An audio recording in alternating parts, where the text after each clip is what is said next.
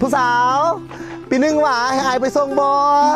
โอ้ยขอโทษนะอายน้องมีแฟนแล้วบ่เบิ่งเจ้าของเลยเนาะขี้ลายก็ขี้ลายเจอก็เจอตุยก็ตุยดำก็ดำหูเจอไปก่อนเด้อ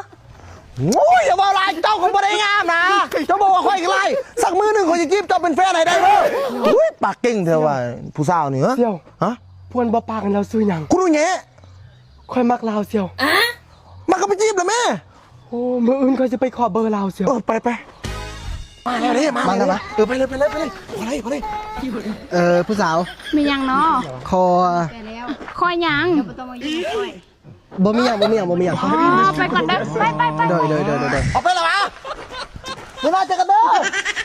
ได้เบอร์เลยบ่เสี่ยวยังไม่ได้ขอเสี่ยวอ๋อบ่ได้ขอเบอร์เลยปานได้เลยจะได้เป็นแฟนปีสองก่อนเสี่ยวยังดนมาแล้วแหละเสี่ยวมื้อนี้แหละเสี่ยวไปเลยผู้สาวมียังเนาะอ๋อมียังบ่มียังอ๋อบ่มียังสั้นไปก่อนเด้อ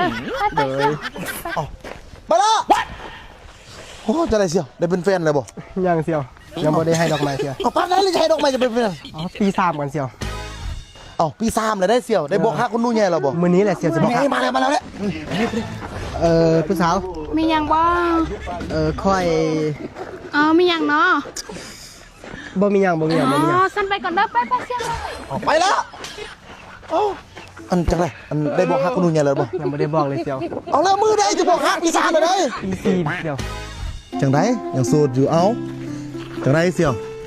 ปี4เลยได้คันเจ้าบ่ไปบอกฮักอันคุณนู่นแย่ปีนี้ปีหน้าพวกเจ้าอาจจะบ่ได้เห็นหน้ากันเลยได้เสี่ยวปีนี้แหละค่อยสิหัวพวมฟาร์มกาไปบอกฮักคุณนูเนี่ยมื้อนี้แหละมื้อนี้เลยดิมื้อนี้อ่ะสู้ๆไปมื้อนี้แหละค่อยสิหัวพวมฟาร์มกาบอกฮักคุณนูเนี่ยคุณนูเนี่ยมียังเนาะไอ้ก๊อฟ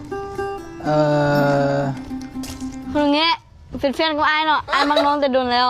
โดยไอ้โบเป็นก็เป็นไอ้ก๊อฟเมื่อกี้ไอ้ก๊อฟสิทำยังเนาะบ่มียังไปอ๋อบ่มียังไปก่อนเด้อเด้อ